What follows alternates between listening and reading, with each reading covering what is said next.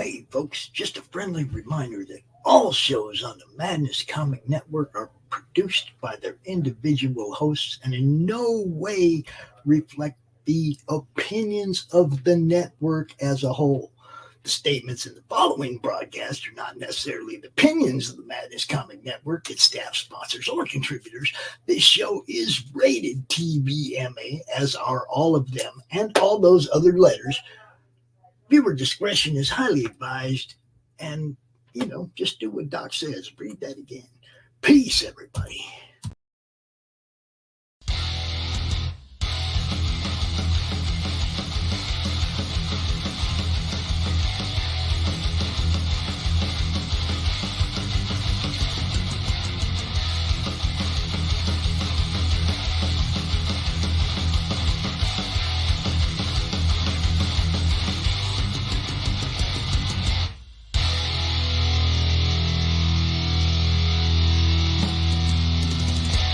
Flip City Magazine is just really pulling out all the stops, man. Your guys' production value of this magazine has gone insane.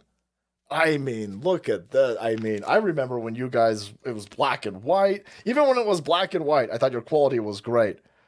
But damn, they just really stepping it up a notch. Look at this. James Corbett, boys. James Corbett. Genuinely cutting. But also funny, and obviously just chaotic and very fun. I love Flip City. It has brought new types of badassery and integrity to the print medium.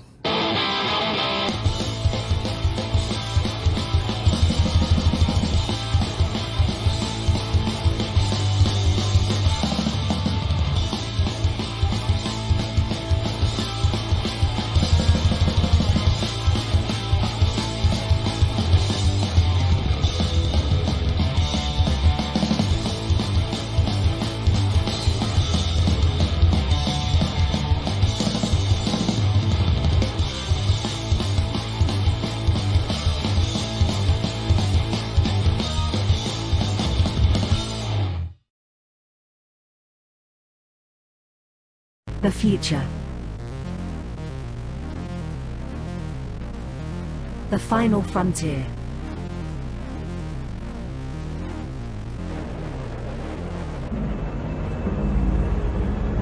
It has never been so uncertain as now.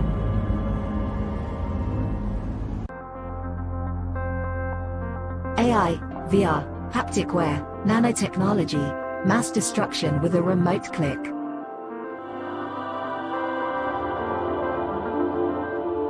Now we are finally seeing the true potential and dangers of an ever-connected and overly policed hyper-technological world.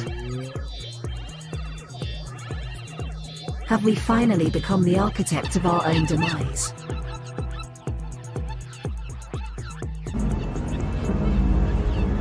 Is there still hope?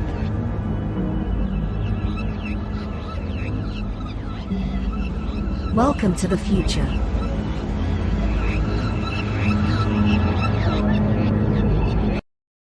Welcome to Punk Droid.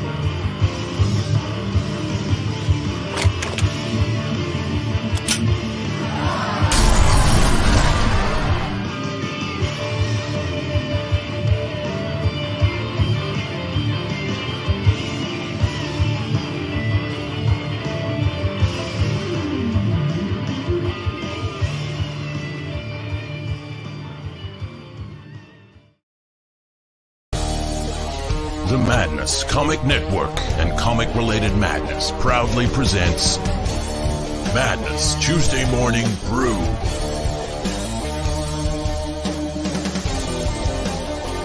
Tune in to our content on Comic Talk with Pops Van Zandt on YouTube.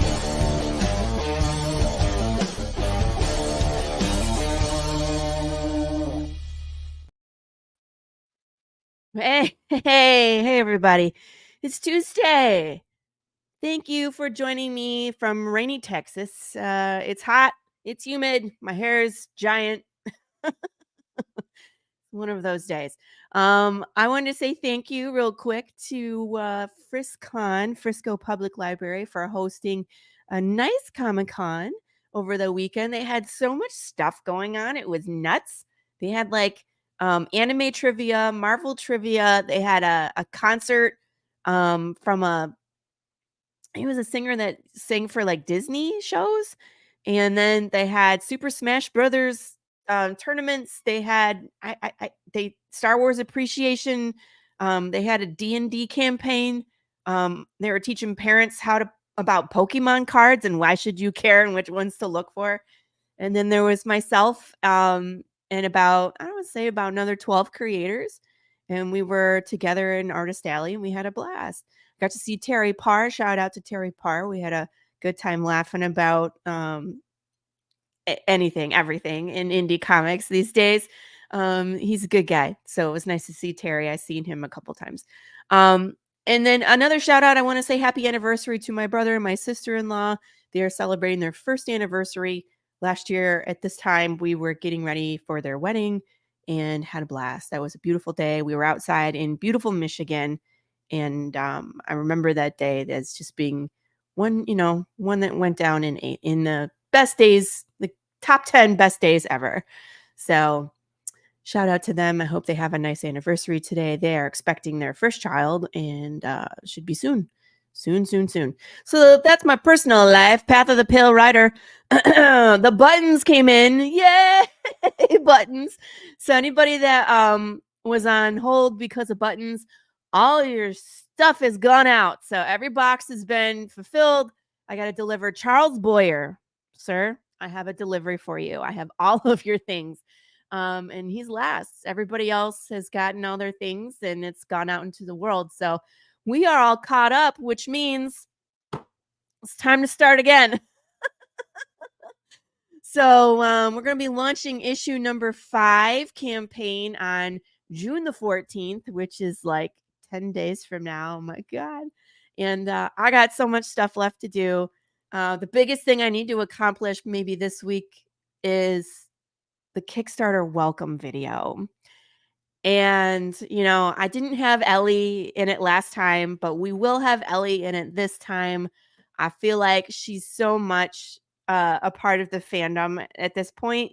We're going to have Ellie interrupt. That's what she does, right? So we'll have to decompose Ellie a bit, and I have some things planned. So I want to try and knock that out this week. I'll probably hint at some things, but I'm so excited. I've been starting to release some of the really cool variant covers. I released the William Russell cover. I released the Victor Medina cover. There are 3 more covers coming on this issue, and 2 of them are done. 1 is still in the works. They are all kick-ass, and I'm so sorry to my readers because you're going to have one hell of a time trying to pick which one you want. Or you can do like I do and just get them all. That's what I love about it is I get one of each. And then the A cover will be wooden. So we're skipping the metals this time. We're going into wooden covers. I'm hyped about that. I got some more things up my sleeves that I have not released yet. I'm excited. So as we get closer to, I'll start to reveal some of these secrets I have up my sleeves. We're going to have more poker cards. We're going to have more hot sauce. The new t-shirt is super funny. And of course it has Big James on it. So we got lots of things coming. So I'm super excited. So make sure you're following, my YouTube channel, the social media, the Facebook group. Get in there because we're having a fun time. Don't miss out. So anyway, enough about me. Let's talk about my guest today. I'm so excited. If you know this gentleman, he has 2 names, a man with 2 names. Which one Which one though? He put both on his. Look, he's Hey, NEM David Howard. Welcome. How are you this morning? I'm doing great. Thank you. I want to say happy anniversary to my them brother. as well. Yes. Thank you. I remember the first time I interviewed you, as a matter of fact, I Mhm. think you were just getting ready to go to the go? wedding. Yeah. Yeah. So that was, Yeah. I guess, a little over a year ago. So It was. It was. Was And that your that? book is That was released. it? That was only a year ago? Oh Yeah. my gosh. I It think it was feels for like it was 81 yesterday World. and like 10 Yeah. years. Yeah. Go ahead. And let's see. And your Kickstarter is coming out the week or the day before my anniversary. So there's that. Oh, hey. And Yeah. your campaign starts next week. So Yes, it does. Yes, it does. so Although my all wife and sorts I of have been stuff married going a little bit longer than a year. I'll just put it at that. on. Me too. I'm with you. So, yeah. yeah, our campaign kicks off next Monday. In fact, we are going to go and officially kick off our campaign on the Monday Madness. So, Oh, so cool. yeah. I love launch streams and I love countdowns. Those are my Yep. two favorite shows to do. Just I get all pumped up, to celebrate success and to Yes. help, fellow indie, get out there into the world, get more attention, find audience. And then because it's the hardest thing we do is to put ourselves out there, and pushing that launch button is like so nerve-wracking. Unless you're someone that's been in the business for 14 years and you know who you are, where it's just like, I don't care, it'll get funded. Like Yeah. the rest of us are always panicking. I don't know about you, but I mean, I've succeeded every one, but still I'm always like, oh God, here we go. I will tell you this. I don't sleep much on a regular night. On nights before something is about to happen, like this interview where I'm excited and geared up, I don't sleep at all. I slept an hour last night. Oh And my then gosh. with the campaign coming up, I haven't been sleeping, period. So it's just, it's like, Oh. what do I do this? I want to do another t-shirt design. Now I need to do this. I need to fix that. I need to get on top of that. I need to do, it's all of those things, but it's a good excited. So, I'm with you. I'm ramping up into that, or I'm like, my brain, as I'm falling asleep, thinks of all the things that I need to do. well, like, you really need to do that Kickstarter video, Laurie. God, be creative. I am 52 years old and still can't sleep the night before Christmas. So I don't think that's ever going Oh. away. So, That's cute. yeah. My wife was like, I'm like always like, I can't get to sleep. She's like, and this is new. How? So Yeah. So she's used to it. But yeah, Well- I mean, I'm very excited to bring this book to the world. And it's just one of those things. It's like, you worry about it though. It's like, I want to get it funded because I want to give this out to everybody and have them see it, so. By the way, let's say hi to the chat. Oh, Mr. Bracey is here. Hi, Jeff. Yes. So what is Path of the Pale Rider anyway? We did a D&D campaign together. And of course, my ad is always, we do so many things with Path of the Pale Rider. It's like, what the heck is it? You know what I mean? Is it a comic book? Is it a role play? Is it cosplay merch? What are you doing here? And so his answer is always like, what is Path of the Pale Rider anyway? So this is just an ongoing thing. After an hour of sleep, I think I'm on the Path of the Pale Rider. So That's not good. That's not good. No, it's not, but it is what Hello, it is, Arlise, good morning. Yeah, if you're on the Path of the Pale Rider, God help you, sir. Gonna need some help. Yeah. If you've read any of my horror novels, I don't know that there's much help for me, but No. that's another thing. See, we've talked about other stories that NEM has written, OPSEC being one of them, and like the creepy dolls and like your history with that. But and I think that last time we had you on the show, we kind of touched on what this book is. And because I was like, when you send me the PDF, I was looking at the pages. I'm like, I've seen this before. I was like, we must have talked about this. But then NEM was gracious enough to send me the whole thing. And so I got to read it and I was like, oh man, there's so much more here. I realized just before you went live that I sent you an old version of the PDF, but it's all right. The art and the lettering and everything are fine. So, you know. Okay. Yeah, so that's fine. NEM. Good morning, Hugo. What's up, Hugo? Hugo, yours was one of the boxes that was the last 4 because you had buttons. So it's on the way, dude. You got buttons and hot sauce and all the good stuff. I'm excited. Good morning, friends. I couldn't help but NEM this comic a little bit because I would show sneak peek of a couple pages, but I think I keep most of it under wraps because, well, you've read the digital comic now. I think there are some things that I definitely didn't want to show because if I did, it would spoil the whole comic. So yeah, you know, and I didn't want to do that. Why is it that NEM looks like a 1940s Western villain? Is it the mustache? Probably. Or is it the Big James t-shirt he's wearing, guys? Yes, look at that. Hey, so cool. See, I am on the path of the pale rider with the mustache. So all I need is my black hat now, and I'll be ready to go. You just need a hat, and then you'll be there. Good morning. Yeah, everybody's here. I saw that. Oh, cool. I'm excited. I know. I was like, Hugo. Although I have to say, I guess you gave this to everybody, but I got a hot sauce taster pack. Yeah. Oh my gosh. I haven't tried it yet, but I'm looking forward to it. So, you know. That one's the barbecue ghost pepper Path of the Pale sauce.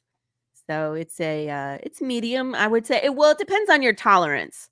Pops, who's in the back, he says it's mild. For me, it has some heat. I like to taste my food though, so I don't make anything super hot because I like to taste my food. Now, I have to mention, and Jeff just rightly slapped me a little bit. Yeah, Jeff is my art director in Rain. We haven't gotten that far yet, Jeff. We're getting there. He's my art director in Raincross, and he did the main cover for this book, which unfortunately the PDF I sent you doesn't have Jeff's cover. So sorry, Jeff. So, I may present the cover to bring up later. So oh my gosh. Yeah. So World at Work Comics is another really great show, by the way. It's a great show. I'm doing the rounds. You may see a lot of me over the next month. So I apologize now. On nuggets. Yes. Oh, Hugo, you missed it. I was going to say, I'm going to have Ellie in the next Kickstarter welcome video. She's going to make an appearance and she's going to push all the buttons. So just wait, But yeah, for Jeff did all of the art design on the characters before we handed it over to our artist. He's the guy, like I said, he's my partner in this. So we have sat many hours late into the night talking about the world as a whole and what we want to do with it. And he's drawing a comic in this series called Fellhand. In fact, there's an ad for Fellhand at the back coming soon of the PDF. So, So he is up to his neck in Blood World. So. Okay. I was going to say, I thought one of the images was his because he shared it. Yeah. Yep. I might have that one. We'll see. What? Okay. It's all right. I need a slap. I need a slap at this early in the morning. So I know. I think we're kind of like seeing all the shiny things. And I'm sorry, guys. I'm on cold medicine. I'm full of snot. It's gross. So if I kind of like venture off into nowhere, we'll just get back on track. So anyway, when we start the show, we usually do the origin story. And now you've been on the show before. Look, squirrel. That's basically me today. And it's shiny things. Ooh. So anyway, so we've talked about OPSEC before, but let's recap for everybody that maybe hasn't met you before. How we know each other, like where you come from, what your other stories that you write, and then we'll dig into Blood World. I'm excited for that. So like I said, I think I met you more than a year ago, but I interviewed you for the first time a little over a year ago, and I met you through Any One World on ASAP Imagination, and since then we crossed paths quite a bit. And all the time. I will say this now. This is genuinely from the heart. I feel blessed to know you. It is cool to be part of the indie comic community and then to be part of the community that you're part of as well. So Madness and Indie One World and everything. And through all of that, I've met so many cool people. So it's been quite a blessing in that regard. So as far as how we have met, I mean, we've met through those podcasts. We've been on some virtual cons together. You've interviewed me. I've interviewed you, you know, so it's just, thing just keeps going back and forth. It's like balls in my court. In fact, I will give you all a little heads up. We are going to be recording a Noon with NEM in next week? So, or the week after. So, yeah. So, to air back together. Yeah, for your Kickstarter. So, it's just this whole thing. We're going to take the show on the road. We're opening at the MGM Grand next year. Yeah. So, you know, this whole thing. So, but as far as how I got into all this, you know, we've touched on this before, but I've always been a writer, or wanted to be a writer from an early age. I started. Stop, you guys. Nooners with them. No, Noon with them. That's a whole different show. So, and yeah. All right, I'm going to stop before I get in trouble. So, it's too early in the morning for that kind of humor. You go, stop. You're killing me, Jeff.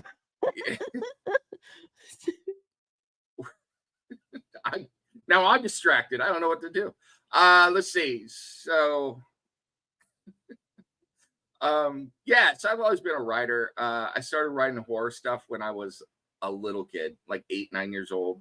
Then went on to other things, and then decided to get a real job, and then joined the Army, and then got a real job after that. And then eventually I was like, yeah, you know, my wife kept telling me, you need to write. And I was like, writing is not a real job. And it's still not a real job, but it's a real job for me. So, you know, so, and then I met Paul Hayden, Hades. Yeah. And he asked me to write OPSEC.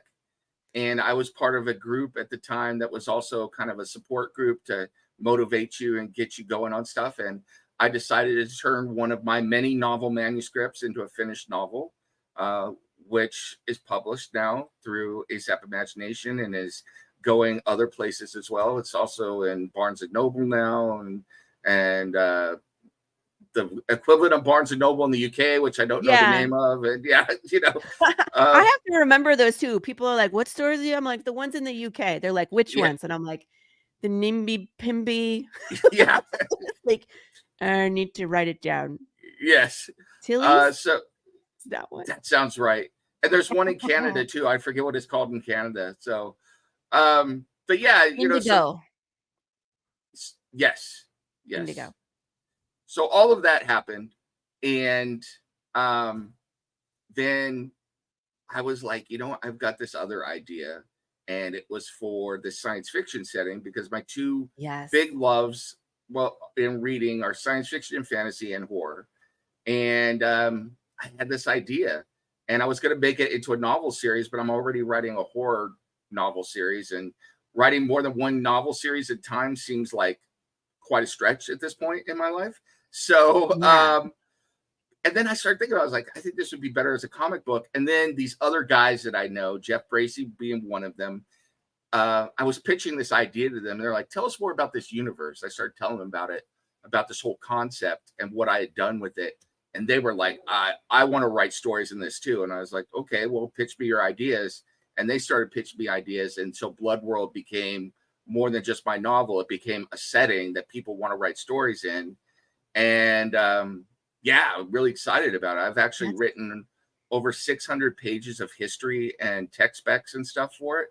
You know, starting from the year 2017, going all the way to where we're going to pick up on the story and where you drop in on the comic book, which is the year 2587. So the whole history of the world and the tech specs and everything that happened that brought humanity from where we were living in 2017 to then, I've basically written down, or at least God.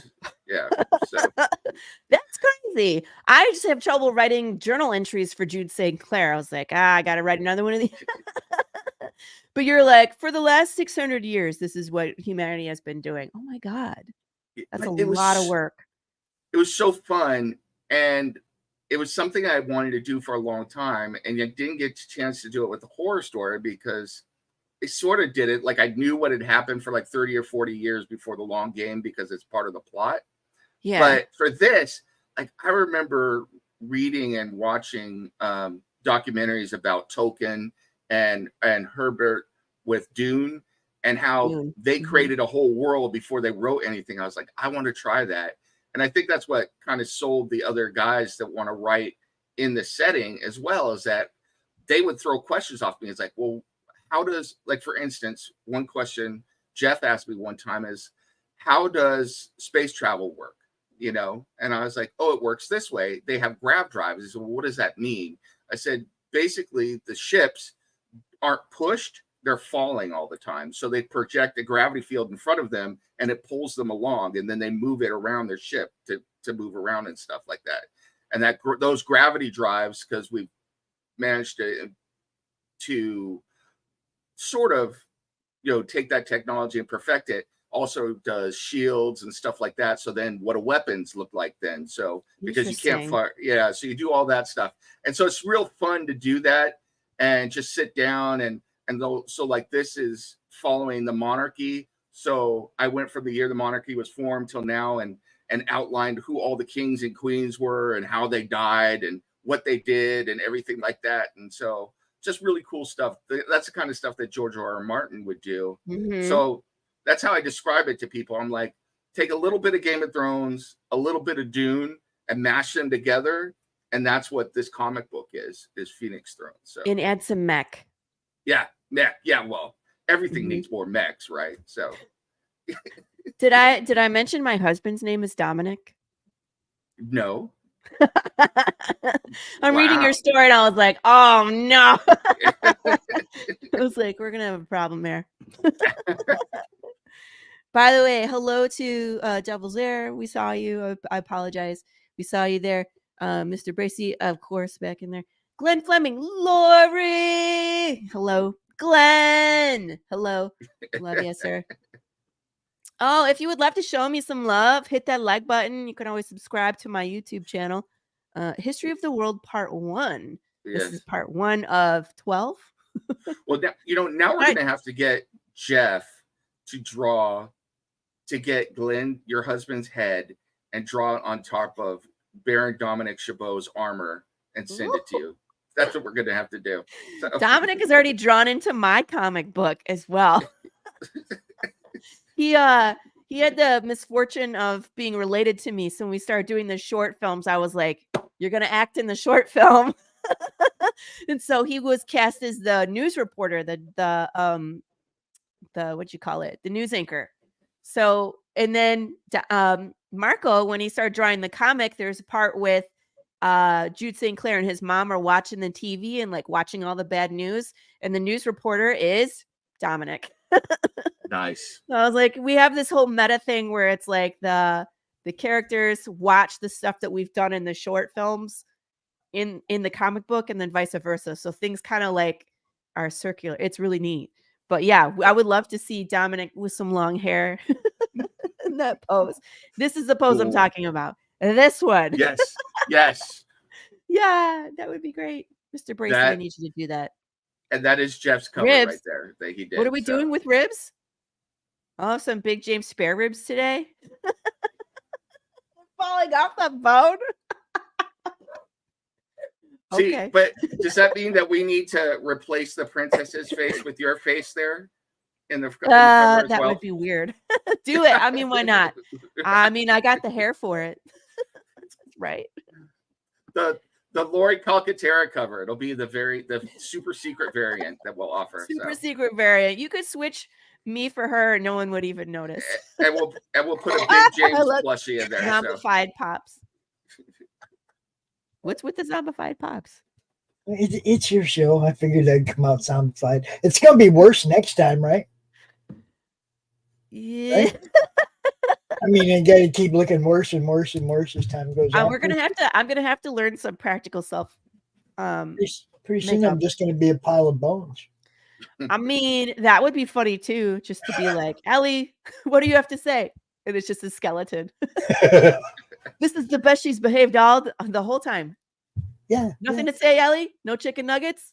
Nothing. I just wanted to come out and say hi to NEM here and confirm, yes, we will be doing a launch party for this book on June 10th on Monday Madness. Yes. Mark that on your calendar, yo. Sweet. Have a good show. Yeah, I'm looking forward to it. Since we have this up here, let's show off some of the beautiful art that is in this. I got to rearrange my screens here. This one needs to be smaller. This one needs to be bigger. There we go. All right. So there it is in color, people, too. Yeah. I definitely got the Dune vibe when I was reading this. With the houses and everything? Yeah. With the houses, it's kind of like, different houses, and then like with the technology. Because in Dune, they have like the sand crawlers, the still suits. They use, different type of technology to aid them. Even though it's like, it seems like it's basic, they're still using things like sand compressors and thumpers, and you know what I mean, where they use this technology. The really cool part is that this is like only one. There's three main factions in the universe, and then a bunch of like people just trying to live their ordinary lives that are out there as well. But these guys are all about that's the super big cover that Laurie was like, it's too big. I was like, I'm sorry. I was like, I can't get it all on the page. Doesn't even let me. I don't know what I did, but it doesn't let me shrink it anymore. But look, that looks like a still suit for sure. Yep. And that's back on Earth. So so what's going on Earth is different. And then the main enemies of the Ganymede monarchy are in orbit around Saturn. And they're a piece of work as well. And they're all about manipulating the human genome to do stuff. So, so you got Ganymede is about putting technology into your body and perfecting humanity that way. The other group is about, mutating humans through genetic manipulation to do stuff. And then on Earth, the only people that normal, quote unquote, normal people left on Earth don't know how to live in the technology there. So it's like Idiocracy, that movie. But the true rulers of the planet are the mutated humans that are roaming the Earth now. And Jeff is the one tackling that. So is that this person here in the background? Yes. Yep. So creepy. So there's a lot of cool stuff going on. And then, and then there's lots of cool things that I would like to go to eventually that I've mentioned kind of in passing. And some of the guys know a little bit about it, like the Hermetic Dawn, which is the plasma collectors around Mercury, and the pleasure houses of Venus. Although that might be for Hugo for the OnlyFans book or something. But, but we have all that different stuff going on. So there's a lot of places to go. It's just a question of when we get there, So it's like first this book gets out of the way, and then we just keep building on it, and we get these series. I am planning on writing short stories in this and publishing those as well. So getting those out there. Oh my gosh, Nem. That was one of the things I wanted to talk to you about today. We won't talk about it right now, but just all the different things that you do. How do you do them all? And I feel like, you got to have a clone somewhere in order to get all this stuff done. But I mean, like, I love how it's space, and yet the way that they talk to each other is interesting. You know what I mean? Like this is the military talking to each other, but and I'm not going to show when we get, later on into the story, but the way that the royalty talks to each other, where they're intermixing like that, almost like royal, pretentious, vocabulary intermixed with all these technical and like technology. It's very interesting. It's an interesting read, the juxtaposition of the two together, where it's like, the monarchy in France telling you about this technology that doesn't exist yet. And it's only in passing at the beginning of this book, but later on in this mini series for this first arc, you're going to also find out that there is where all these guys came from, where the Ganymede monarchy came from, and why religion is part of it. And then how religion, all of humanity's religions are kind of centered here on this planet and have taken on a technology overtone. So all technology is controlled by the church, called the Ecclesiastes. And they're the only ones that are allowed to develop technology. And they owe their allegiance to the queen. Yes. But everybody is trying to undermine that. So that's like this. It's I don't want to give too much away because I'll name it. But and that's where I saw like the Game of Thrones, where it's like everybody's gunning for that chair, everybody's gunning for that position. And I won't say what happens at the end, but I was just like, oh my God. And I was just like, what does he want here? Is it the power? What is he in search of? You know what I mean? Because there was just so much meaning behind that last page. And one of the cool parts is there is a panel in the book where the Baron, Dominic, is taking a jab at his cousin, who's the Queen Elizabeth, and he calls her the royal broodmare. Well, I will give this away. Against royal convention and society's conventions, she decided to give birth to her children naturally instead of having them grown in a vat. And so that's considered a huge scandal, you know, and you'll find out more about that later in another issue. But it's a huge scandal. And, you know, all of society is gossiping about the queen that actually grew a child inside of her. How dare her, you know, and stuff like that. I kind of got that when they were talking about it. Was like, oh, they don't even do that anymore. Like, wow. Yeah. Yeah. It's an interesting book. There's a lot going on. And I could get that just from the first few pages. I was like, oh my goodness. And then when you get into some of the conversation about what's going on after this fight, it's like, okay, this is going to be big. So I love on the previous page, that one panel where there's so many ways to get killed in war here. But in this one, the guy like hits him with kind of almost like a taser, and then uploads a virus, and there's so much technology in your body that he just killed him by putting a virus into a computer virus in his body. Yeah. So, he shut down his hardware. Yeah. Which I just think is crazy cool, especially, you know, when we're living in a time now where we're just starting this, whether we want to admit it or not, with Elon Musk putting chips in people's heads, you know, no, thank you for me, but you know. Yeah, the technology is on the cusp of something else right now. Yeah. And that's why it was so fun to write this history, because I was looking back in 2017. I was like, what happens if we do this and we do that? And, you know, and so like, for instance, originally this wasn't going to be the first story I was going to tell. I was going to tell a story about an assassin over on the genetic engineering side. And those assassins are called Blood Race. And I'm still planning on doing that comic and that story.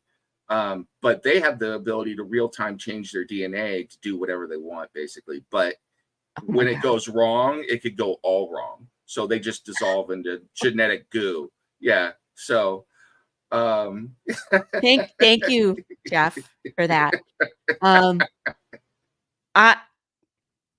No comment. Yes, and I agree with this. If you haven't read The Long Game, that's another novel that that NEM has written that is really good. And again, starts out with like controversial, and then it takes off, and there's other things going on. So I think that you do such a great job of getting people in and then developing this story, and then you find out so much more is going on. This isn't your typical, you know, oh, we're going to punch some dude in the face and then the bad guy just wants to kill everybody and then we beat him, the end. There's so much more. There's so much more going on here. Thank you. I like to do the most, my wife knows this from long experience. Apparently you do have a clone? Oh, nice.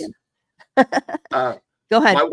My wife knows from a long experience that the most dangerous question I ever ask is, what if? I'll be like sitting there and I'll be like, what if this happened? It's how Long Game came about. I was watching something. I said, what if? And there was a question that went with it. And then it turned into a novel. This was the same thing. I was reading, I think, a Science Journal article about genetic engineering. I was like, what if the whole world was based on that? And then it just ballooned from there. You know, it's always dangerous. And when my wife hears me say it, she's like, he's going to go off into his own world for the next 2 days or something. So, yeah, you're like, I'll make a pot of coffee. You'll be by the window with your notebook. Yeah. And the worst part is I'll sit there and she's taking a picture of it. I sit there and I'm actually like this, just looking, and I'm oblivious. I'm one of those men that once I get in my thoughts, the house could be falling down and I'm just like zoned in, you know? Yeah. So, I need that, man. I still need to find like some quiet. Maybe I need to go somewhere else because I'm always at home and there's always something going on. Because even if it's not my kids, it's my dog. My husband works from home. And I'm just like, I need to find that quiet space where I could just be like, even if it's Starbucks, man.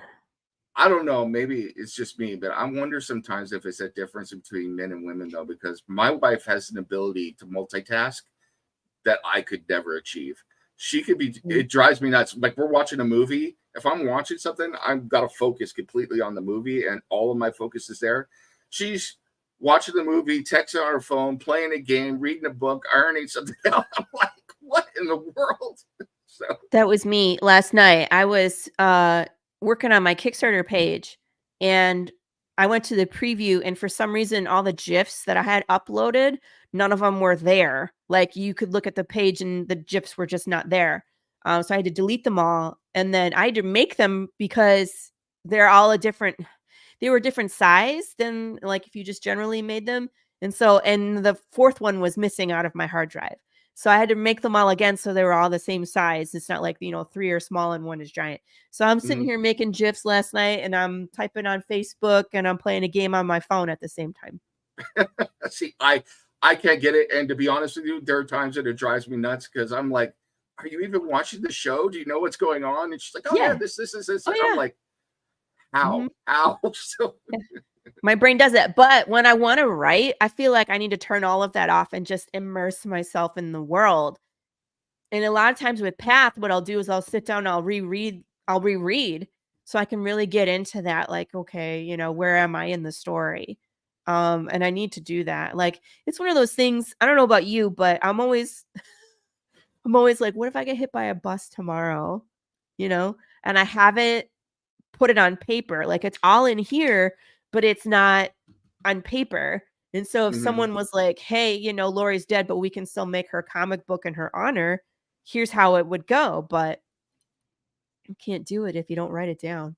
Right? I'm taking it with me to the grave. That's it. Are you? Oh my God. Or you could just be like George R. R. Martin, be like, I'm never writing again. Yeah. Oh, jeez. Don't get me started. We're writing, but we're just not going to release it to the public. Like, come on. It's been decades. I just think it's funny that there are still those sweet summer children out there who believe that last book is going to be written. So, or those last 2 books are going to be written. So he's never coming back to Game of Thrones. He got his money.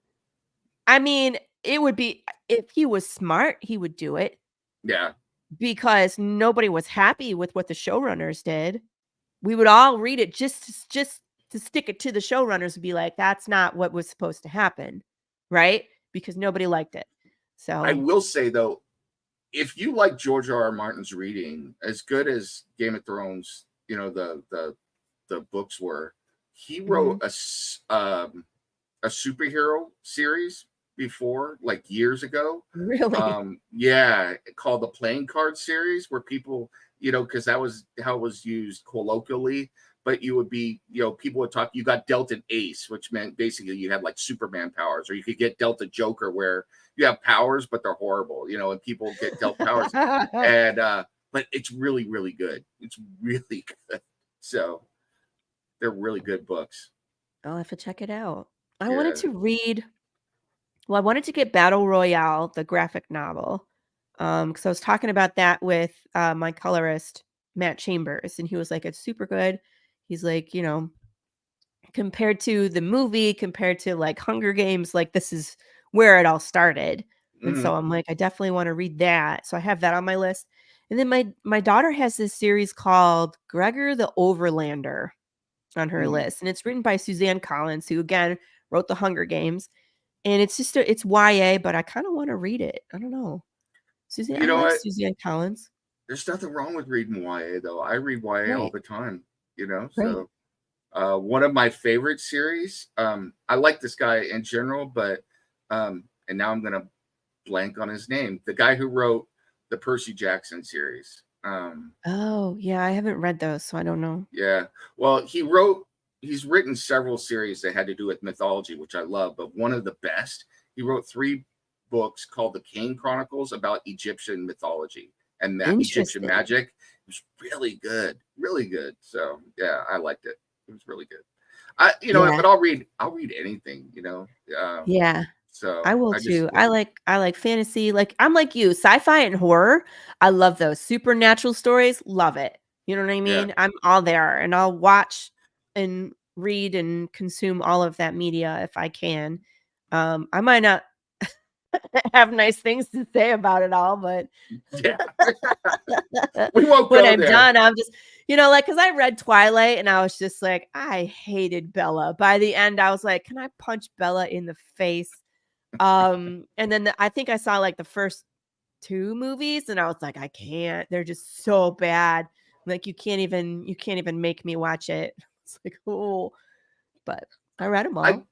I'm curious if you'd agree with this, but people have asked me, it's like, what's, if my kid wants to be a writer, what should they do? Or if I want to be a writer, what should I do? I said, the first thing is read, Yeah, It's that's like, always my recommendation. Read, Yeah. read.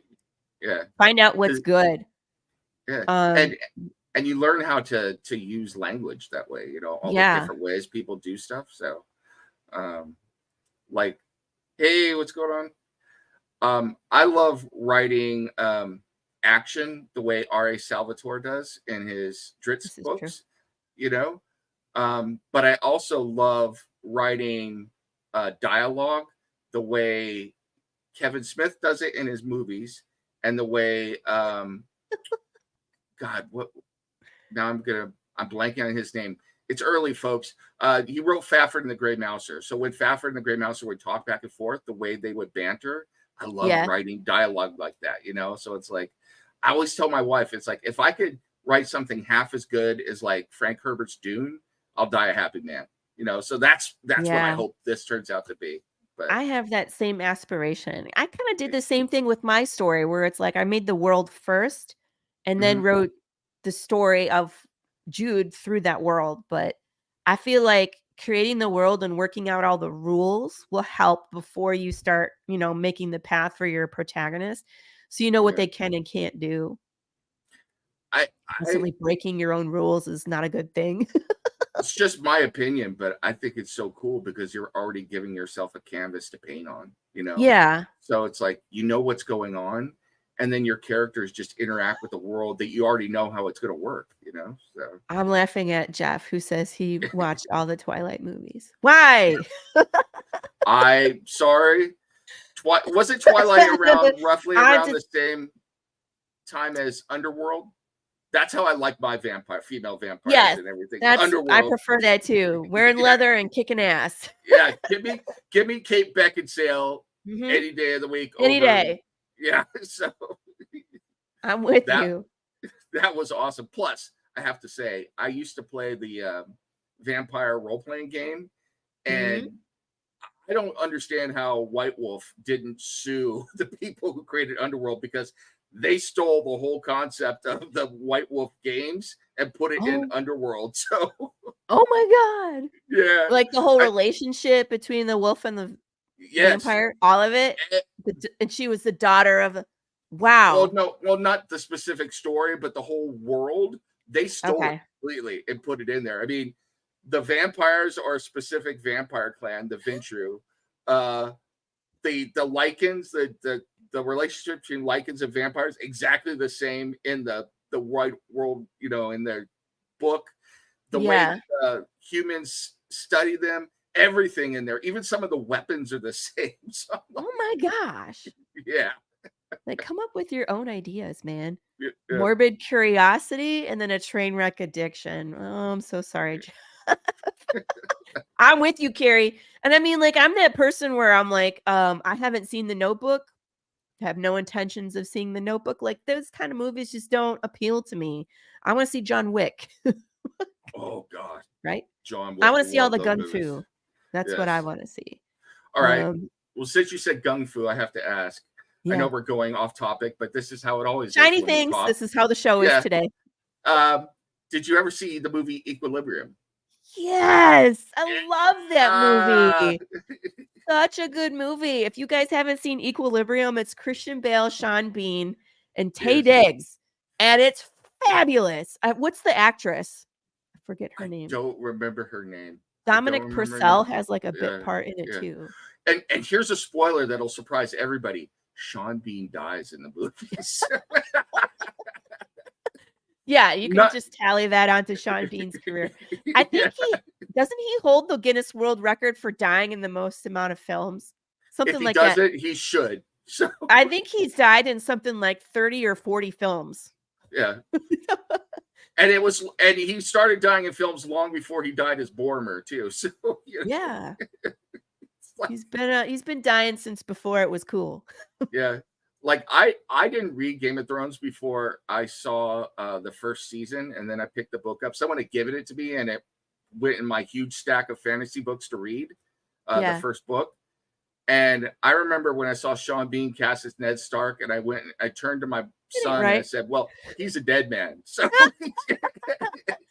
you're like, "Oh, I see what you did here." Because even George R. Martin in an interview was like, "I mean, we cast Sean Bean. Yeah, You guys didn't figure that out." Like, I know. he's such a dry sense of humor. He was Yeah. like, "You guys didn't see it coming. It's Sean Bean. It's Sean Bean." Back when Game of Thrones was good. So yeah, I said it. Oh So, no. I try. Bother It's with so it. sad. It's pretty good. It's pretty good. You would like it. At least the books. The books are really good. The shows, they're hit or miss. I think like was it the one with the Battle of the Bastards? I think it's season 6 is fabulous. Once they ran out of the book material, it started to go off the rails, in my opinion. I think season 1 through 4 are all really good. Season 5 is season 6 is pretty good, and then season 7 by the end. Oof. They should have ended it with the Battle of Winterfell. Like that should have been like run the credits. Run the credits, people. Just pretend there's nothing else after this. Plus, I don't know. I was loving the beginning of season 7 because I had been waiting forever for Arya to come back and start kicking some ass. Yeah. But then I thought she kind of stole John's moment there at one point, and I don't want to spoil it for people who haven't watched it. That's what I wonder if what was intended, George R.R. Martin had intended for that, because we don't know. You know what I mean? We got the showrunners' version of what they think should have happened, and they were doing things on purpose to be controversial because they wanted twists that made no sense. You know what I mean? So they were just throwing like, "Hey, we're gonna have so and so kill so and so in this final scene," and we're like, "Why?" I think I know the answer to this, but did you want Arya to meet Cersei again? Of course. Of course. So yeah, it's like who would not want that? I mean, Arya was such a force of nature. She was great. And with all her training that went into making her who she was unstoppable. So for her to be wandering around King's Landing like in shell shock, I was like, that's not. I mean, like they wanted to show like a dragon attack from her point of view, which I get. Show it from a character's point of view that we're attached to, because then it hits harder. But I felt like she was so focused through everything that she would have been focused there too, you know? So I know I'm not supposed to be interviewing you, but now I'm going to ask you a question. Do you do the writer thing? Do you do the writer thing a lot and rewrite stuff that you're watching? All the time. Yeah. Like, this sucked. We're going to do it better. All the time. I don't think I did Game of Thrones. I was just like, and just like, we're never watching this again. There's certain things where you just like, we're done with this. But other things you're like, okay, this could have been done so much better. And that's, I think, what turned into a lot of my scripts where I'm like, like zombies, for example, where I'm like, why does nobody know how this started? Doesn't anybody care? And then that Yeah. became my story, right? See, Like, but you you need to did do better. you did a what if, so Exactly. yeah. The So- twist with the sequel running off the game fan. The twist was the sequel running off the game fan. Well, I mean, I don't know. I'll have to watch that later. I like House of the Dragon. I'm genuinely excited like for it season too. 2. So yeah, one does not simply walk into King's Landing. That's funny. All right, so we're gonna get back on track. So I Okay. wanted to ask you about, and I mentioned this before, like wearing all the hats, because you have OBSEC, you have the long game. Are you currently writing both of those? Yes. So OPSEC, script 4 is done. Okay. It is over to Laurie, and Laurie has about 5 billion things on her plate. So she is going to be editing 4, and then it'll be drawn. So we're waiting on that. So I know what I want to do with the next arc of OPSEC. So 4 wraps up the first arc. It's just a question of I haven't started writing it yet because I don't want to jump ahead of myself. So I'm waiting to see what's going to happen. Then long game. Yeah, I have outlined 6 more novels in that series. And I was going to write the next one was going to be called A Time for Wrath. And it was based on a murder at my alma mater, West Point. And I decided to go somewhere else with it. So Really? yeah, so I'm gonna save that idea for later on in the series and rearrange the books. Oh my And gosh. so yeah, the next one I'm gonna go down south to your way. I'm going to San Antonio. So and yeah, I don't want to give the title away yet Yeah, because no. yeah. But that's awesome. That's awesome. Yeah, there's something going on in San Antonio. It's not another murder. It's something else. It's pretty insidious. I was working on it the other night, and I was like, this is very, very wrong, and it's very, very right at the same time. So, yeah, so I'm doing that, and then I'm writing short stories still. I'm actually writing a short story collection for kids, and I'm writing one for adults. So 2 different like ones. So, scary stories to tell in the dark. Yeah. So I'm writing one that specifically has stuff that is more suitable for kids, but it's still scary. So, but then I'm writing one that is more graphic and really scary for adults. But the one for kids, like some of the horror stories aren't particularly scary. Like my daughter read one of the short stories and thought it was actually sad because it's about a ghost who is constantly getting attached to the families and doesn't understand she's dead. And so when the families move out, her world shifts and changes, and so it's coming to that realization that she's dead and stuck in this house. She can't leave the house the whole time. And then what eventually happens to her. So it's a ghost story, but it's not particularly scary. It's kind of a sad story. So, well, I'll make sure I read it to my kids and then I'll send you the therapy bill. Okay.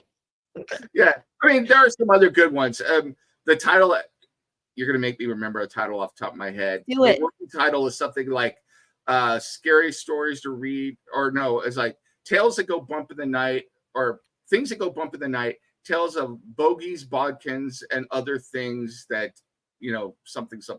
That so, boo. Yeah. Amazing. Sounds like a Bogies, Bodkins, and Banshees. That's it. So nice. yes. I like it. Yeah. So that's so then you're working on 3 other projects. Yeah. And then you have this. Yes. And then we're doing Blood World as well. And I've written a script for that. I got a couple other things in the fire as well. I'm working on a script that I'm trying to sell to a local sports team to do some comics for them for their games. So Yeah. I want to try and do that. And then people have loved Space Monkeys, and Jeff brought this idea up to me the other day, and actually started working on the script last night to do a mini comic for Space Monkeys. So I saw the ad for that one and I was like, oh my gosh. It looks so cool. yeah. Let me get the link here so I can drop it. Here we go. I have to push all the buttons, people. Just hang tight. Because I have it in the show notes, but I want to put it in the chat so people can come look with me. Here you go. Here is the linky loo. Yep. And that will take you to this page right here. We're going live next Monday. So that's exciting. I don't need to embed this code. Thank you. Why don't you give us a tour? Walk us around. Let us kick the tires. Take it for a test run. Absolutely. So we got there's the guy up in the top right is some weirdo that's involved in the project. So yeah. And then that is the campaign video there. It's up on my YouTube page as well, but we've got it embedded into the page here for I'm gonna play it. All right, cool.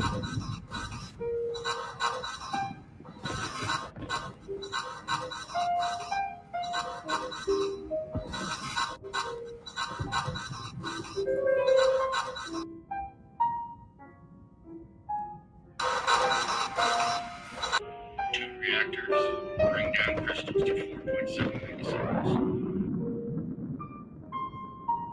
47 fuselers on approach. Drop ship in 3, 2, 1. 786 Marines, ready to get some blow. We're in the pipe 5 by 5. Approaching bottom approaching animal 12. Watch yourself over their heads. Hey, where's the Queen? Where's the Queen? Look at Seamus and Chabot. Hey, you got a little chop here. Getting some fire from the planet. Shields built. Ready. Shield breach, planet side. Tell the Baron he may start his approach. Baron on approach. Ready to drop next and bodyguard in 5, 4, 3, 2, 1.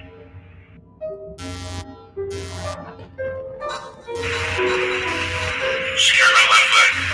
Chabot will take the center.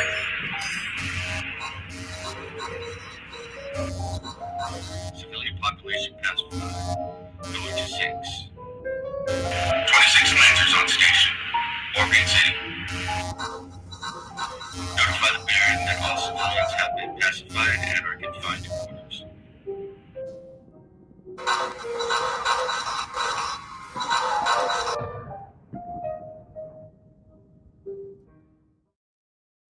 You are such a tease.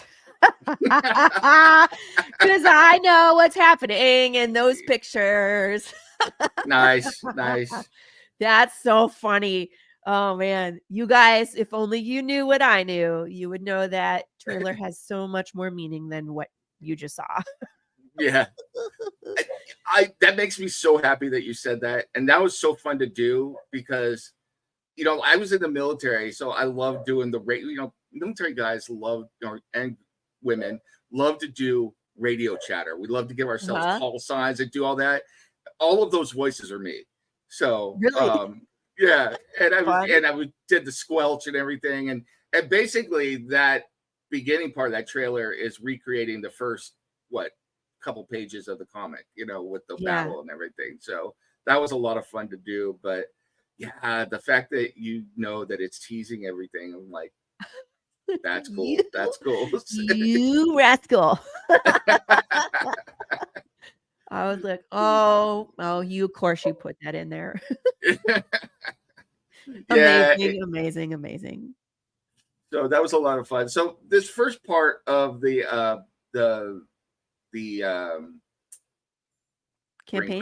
campaign page is giving you a brief background on the world and who the main players are in the book. So I talk about the Queen, and then the Duke Evgeny, of the Dragon of Ganymede 12. It's such a cool sounding name. And Yeah, then it is. Baron Dominic Chabot, the Prince of New Leon. And and then you go down and I give you a look at their character designs, and then you got the full name of the queen there. I put that there for a reason. It's not going to become apparent though, although I would love for people to send me questions or DMs on what some of those things mean, because every one of those titles means something, and you will find out why it means something as the series progresses. So, and one of the ones I'll point you to, because we talked about a little bit already today, is the Prophetess of Technology. So yes, yeah, Defender of the Faiths, Prophetess of Technology, Sword of Restoration, like all of those together, I was like, ooh, this is I need to know more. I need to know more. There's a story behind all of these. Prophetess of Technology. Huh. But of course, now the Faith is the only one that can have technology, so that makes sense. So her role is also tied into the Faith. Is she the leader of the Faith, or is she an acolyte? Like, yeah. So I'm going to name it a little bit because I want people to want to know more. The monarchy is the kind of like in England, they are the titular head of the faith. So theoretically, she's the head of the faith, but to the people in the faith who the ruler of the Ecclesiastes want her to be the head of the faith, what is that friction going on? Yeah. yeah. So there's a lot of that going on. Yeah. Do they actually have control? Do they have control over her? Like, how much of that is of her in charge, or her having to be a pawn of this religion or cult? Especially cult when technology. Ooh. Technology is part of all of society. You can't live with it. Right. In fact, I'll give this away as well. You probably saw this. There's a scene where her image is walking down a long row of people, and just her technology forces everyone to bow down and kneel to her because of the implants she has. So, I mean, that's how ingrained the technology is. So what does it mean when you've got this power struggle for control of technology and all of the aspects of society and everything? And we're going to get into that. It'll be a lot of fun. So yeah. And I like how like in the earlier scene where he infected the other soldier with the virus, it's almost like her technology controls other technology. You know what I mean? And like, so just by her presence, but that's built into her, and it's built into the society. So what else is built in? That people don't have control over, and that by allowing themselves to be altered with this technology, they're agreeing to all the, maybe they don't even know what they're agreeing to, that other people have control over them, and they're giant. And you've read the book, so I'm going to give you a hint that nobody else will get, but I'm going to give you a little hint and see what your reaction is. Yeah. Certain people in here might be working with other people to get control of bloodlines and stuff. Do those bloodlines, are they part of controlling technology? And what does that mean if a foreign actor gets a hold of that? Oh no. Oh no. I already knew there was going to be some traitor and espionage and stuff going on, but then you start throwing that in, it's like, okay, we're in big trouble. Very and cool. I mean, like, you would assume it's the one guy that's already causing problems. I betcha there's others.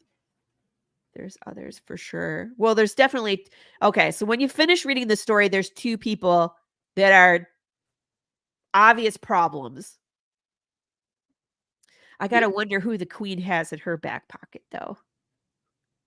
God, it'll be, see, I love this because you're already bought in, so you're ready for. I mean, like, those two are working against her, but there's got to be someone that's on her side that's somewhere else. You know what I mean? Because I'm sure there's a spider web, and everybody's trying to play.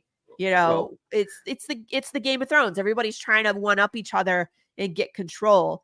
And it's funny how technology now plays a part of this too. Of course I'm in. And Queen Elizabeth is no shrinking violet. So she's going to exert her power too. So, yeah, so it's going to be great. And I love this character. I love Isabet. I just love the name Isabet anyway. It was one of the names I threw out for our first daughter. Really? You know, Where does yeah, that come from? I haven't heard that before. It's interesting. it's a Spanish variant of Elizabeth. So, Okay. yeah. So,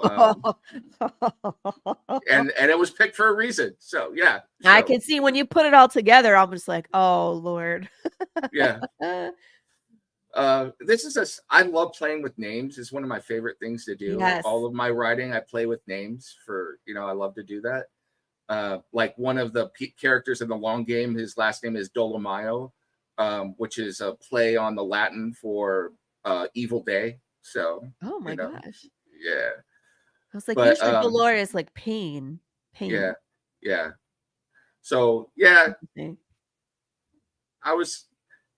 you are right. Dragon. So I was kind of playing around with it, but we didn't get to meet this character, Duke. How do you pronounce his first name? Evgeny Rasputin Svarobotsk Arnev. So okay. Yeah. See, Dragon of Ganymede 12. it isn't just me, NEM. Everybody's like, I ain't touching that. I was about to say it. I will say right now, he is named after my Russian instructor at West Point. So, yeah. My Russian instructor, and he loved to tell us his name, was Vladimir Evgeny Gorshinin.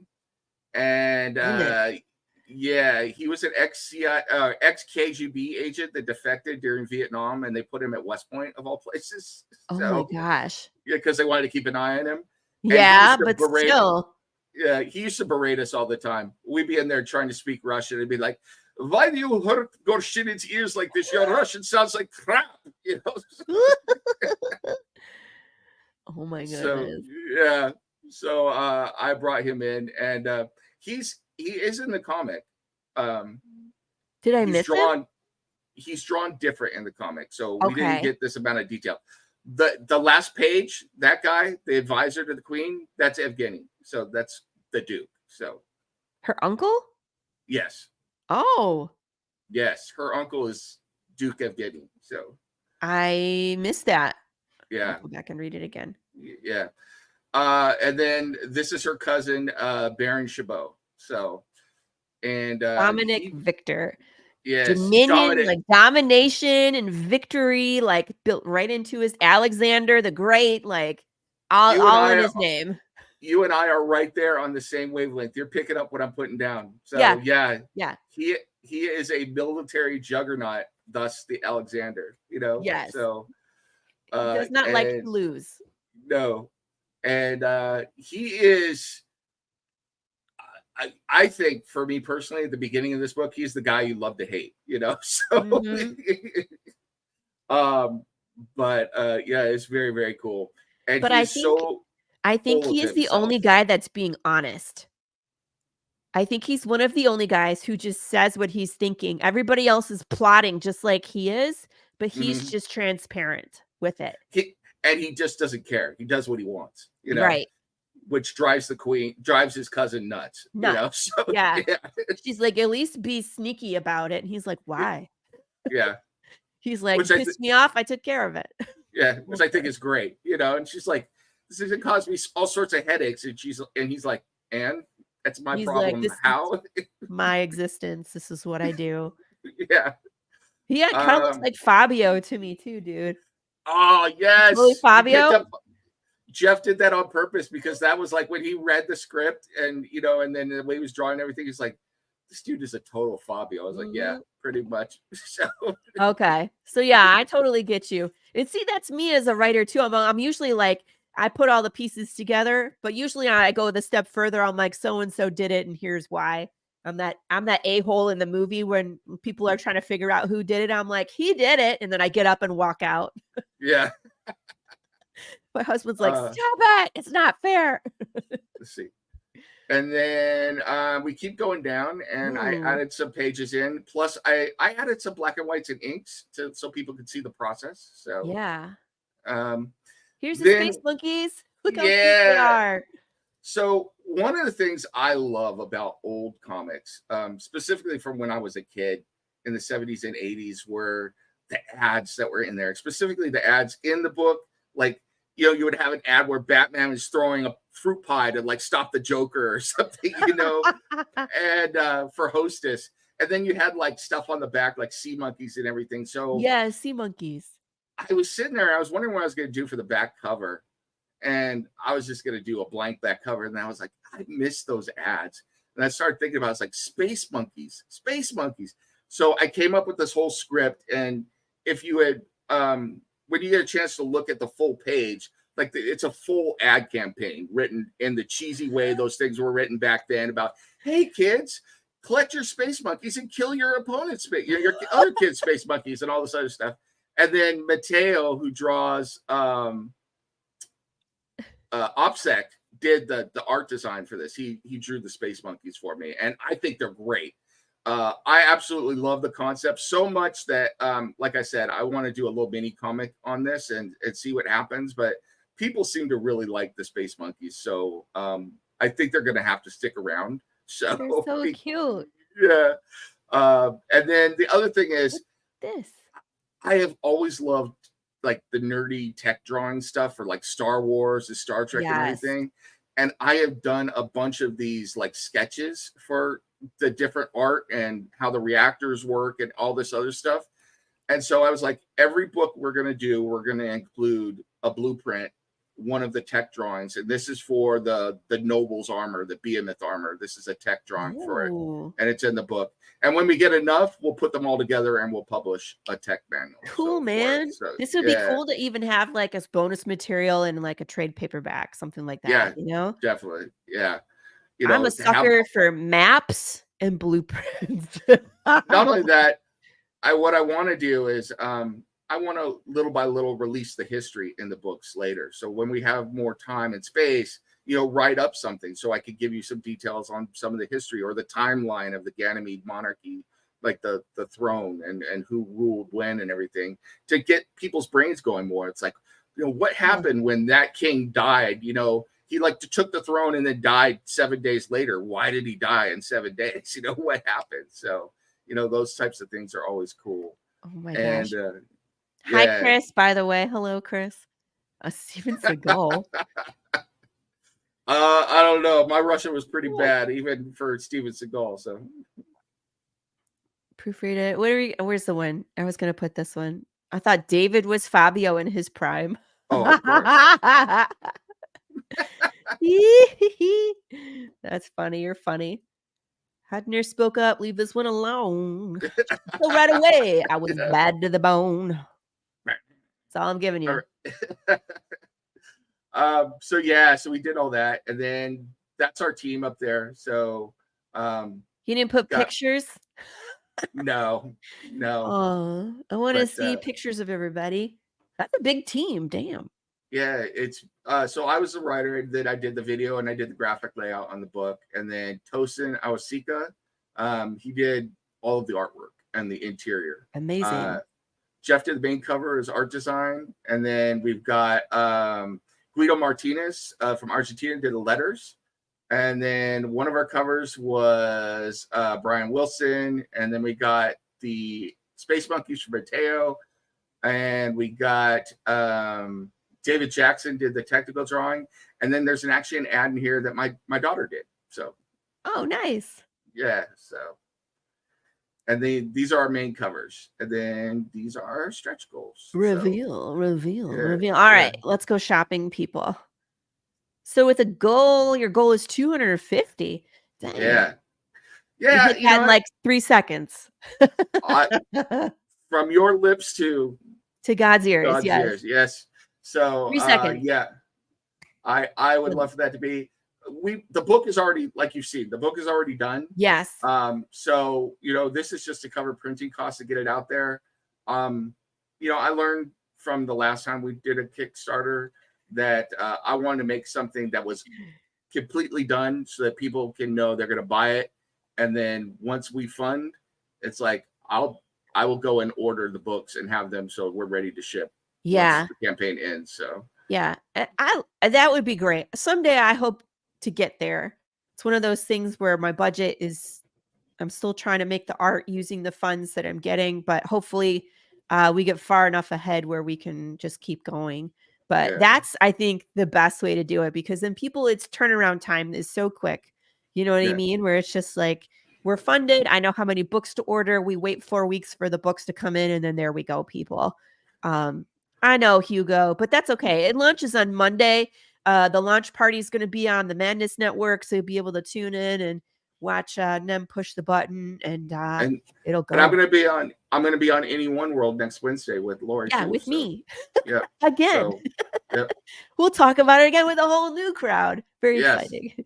But that show's a lot quicker. It's only 45 minutes. So be like, all right, now we can't look at shiny things. Oh, This we show, could. we can We like just won't get stop. to this. We could smell the roses. We could talk about this, that, the other. Oh yeah, we're going to talk about the campaign again. Yeah. So, Oh goodness.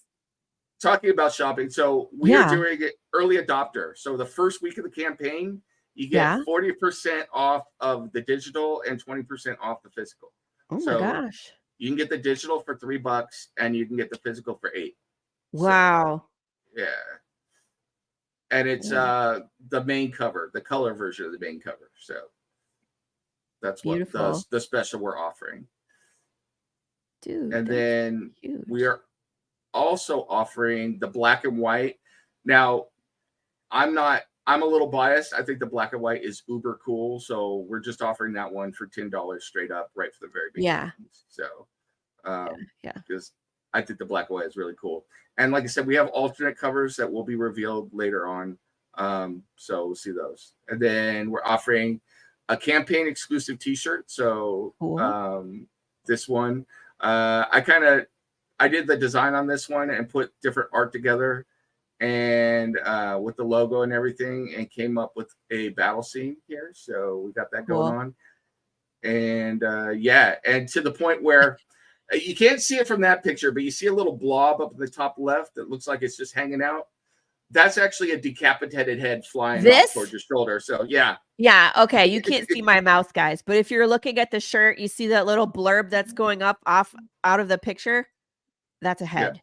Yeah. That's my level of humor, Nam. That's where I live. I'm like, oh look. That's funny.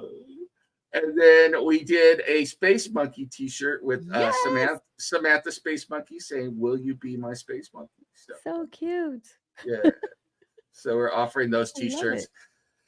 And you know the way campaigns are. I'll invariably think of some more merch to add Oh, between of now and course. Monday or during the campaign. So, there will be more stuff going on. But we also added stickers. So, and I'm not sure why they didn't render all the way. We've got 2 Space Monkey stickers. It doesn't let me. What does it do? I've never seen that before. What's that? Tag team or Sabrina? I don't know what that does. But it's, Those are the options. That's weird. I got to go look at that on the campaign later, why it's doing that. see, Yeah. I told you, you got to monkey around with this thing. Pun intended. So yeah, Sabrina is the left space monkey, the female space monkey, and then you got the tag team. So you got one guy riding on another guy's shoulders. So So you get one or the other. Yeah, you could choose one. That's what this is. So that's what it is. The drop down is you get to choose which one you want before Yeah. you choose the award. I just don't know why it put it like that. I'm gonna That have to is go look weird, at that isn't and it? fix that. Yeah, so that's really strange. Crom strikes again. Damn it, Crom. And then we've got a number of character stickers. It's doing the same thing down here, but we've got Yeah. Here, I'll just pick one so we can. I was hoping it would. There we go. Yeah. So you got the queen. You got the full figure of the queen, and then you got just her face, Isabet. You have the princess, and then you have the duke and the baron down there. Nice. And everybody but the baron. I didn't give the baron a cool background, but the other ones are like shiny stickers or He's shiny. These Yeah. are like that reflective. Oh no, it's just it's like the PNG. No, that's background. that's just a PNG Gotcha. background. The other ones have like the shiny different shinies. Yeah, so we like shiny. Ooh. yeah. And then if you Like really want to, hypnosis. if you really want to support us, we got the Rain Cross Press logo. So that's our company logo right there. Nice. And then we got a Blood World logo there. So What kind of stickers are these? Do you have can they go on your car? Like a vinyl Yes. outdoor one? Okay. Mm-hmm. That's cool. And then This down would be below cool. is just the books. They're at the bottom right now, but those are the books full price, which I'll move back Gotcha. up to the top once the early adopter expires. So There's more. Is there more? yeah, no, I don't know why it does Why that. does it have 1, 2, and 3 at the bottom? Yeah. So I will check that out. I'm not sure why it's doing that, but it's to tease you for What more a to come tease. later. Yes. You're like, there's things there, but you just can't see them yet, Laurie. Like, Yes.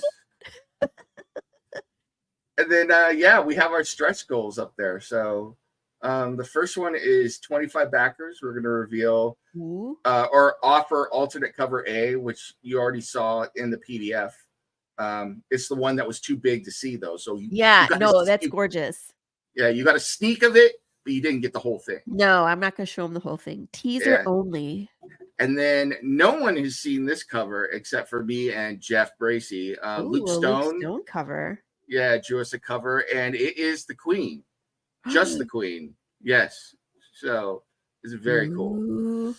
So that unlocks when it $250. So in 3 seconds you'll have to reveal it. Yep, and it'll be on sale as well. And then we're doing 2 sticker packs. The first sticker pack is going to be a Space Monkey one, and we're going to do something that, if I could do it, we might be doing something special with sticker pack. Laurie and I were talking about it off screen. Yeah. But it's going to be something with Space Monkeys that you can build fake battles with the Space Monkeys. So I think you can do it. Yeah. Sure. So we'll see about that. And then sticker pack B is going to be something that has to do with technology. Like it actually works, or no, like the different technology. So it's gonna be sticker packs. Oh, it's a sticker pack of the technology. Gotcha. Yeah. Because I'm always like, are you giving us a decoder ring? Because I want it.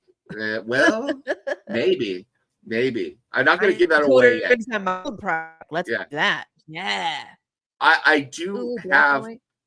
I did a Patreon before, and it didn't really take off, but I had this concept where there's the archivist who was chronicling things, and I'm going to bring that back in the sticker pack, where the archivist is talking about different clues on things that happened in the past and things that happen in the future, and where that technology is. And you'll see some of that in the sticker pack. So. Oh, dude, we're going to live in your meta universe. I'm there. Yeah.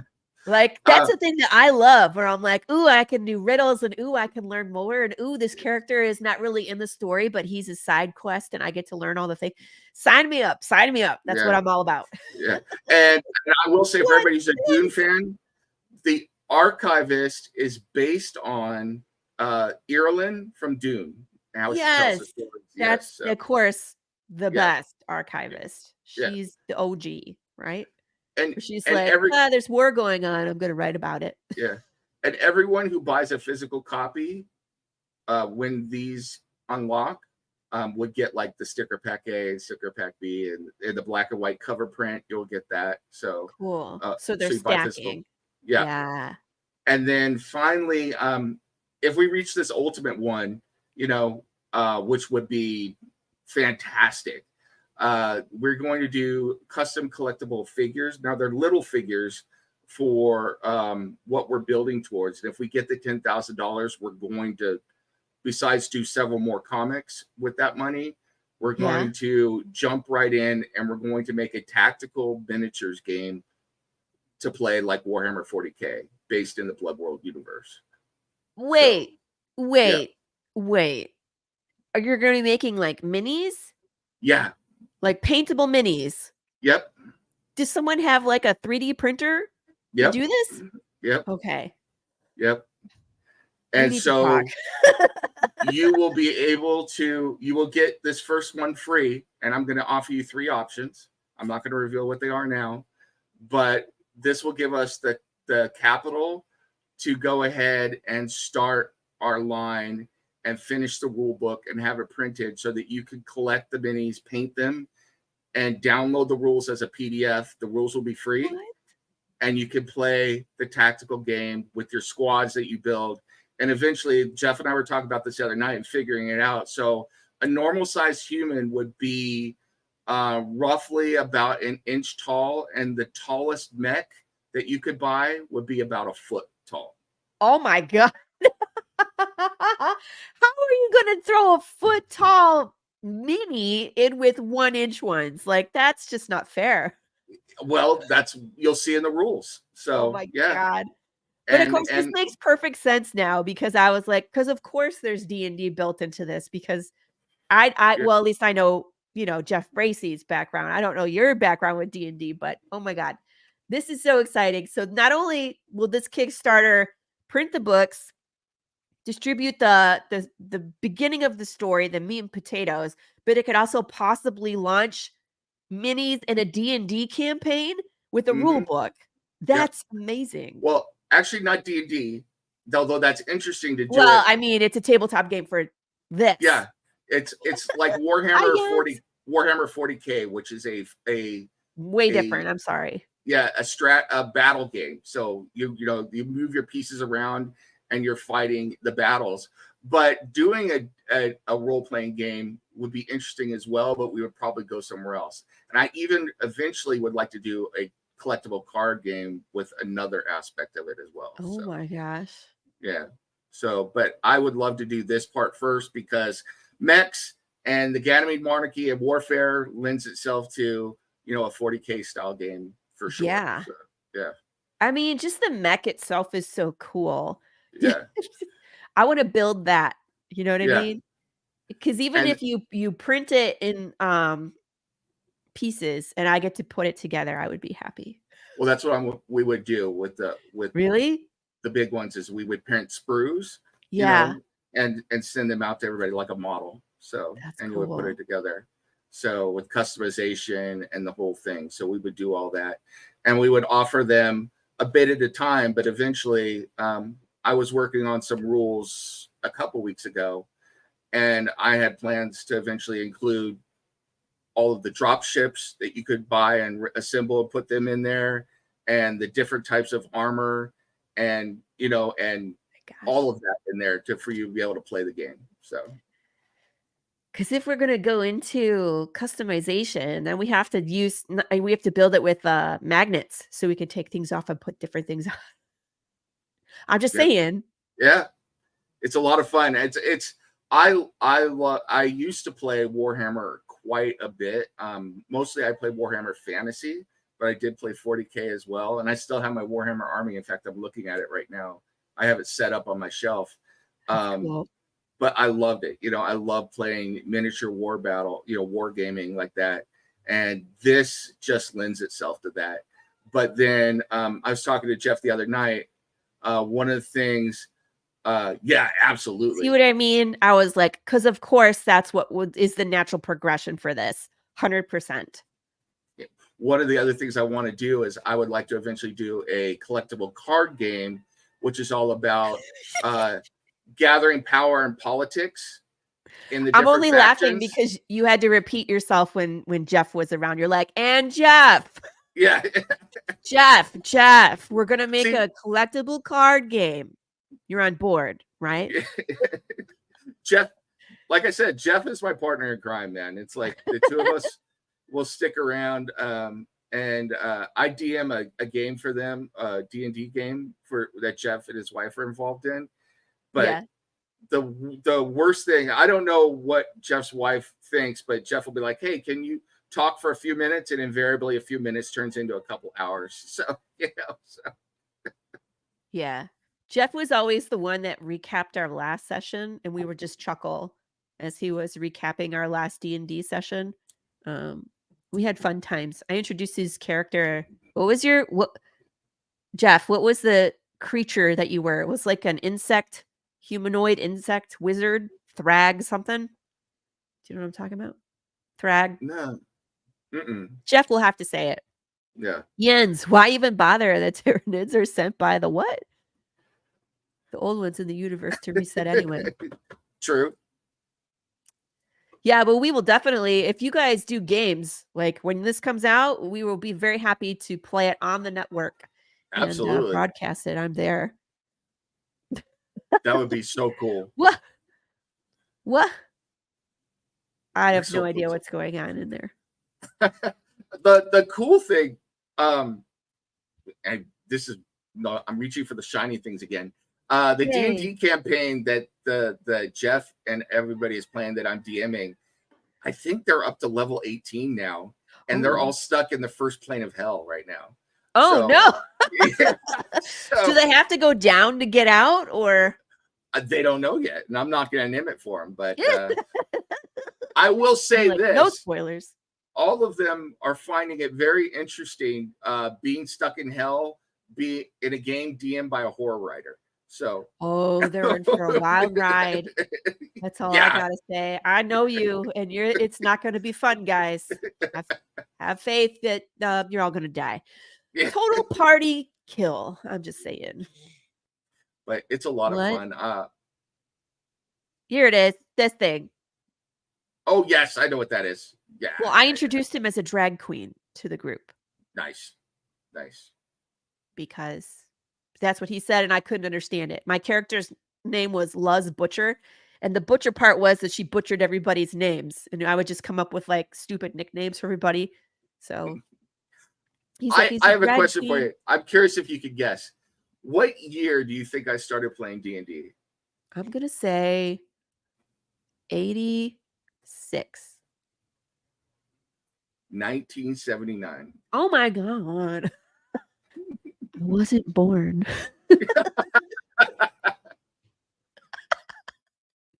Sorry. All right. It's all right. Oh yeah, it was the Buzz, the Thrag. What is it? Thrickeen? Buzz.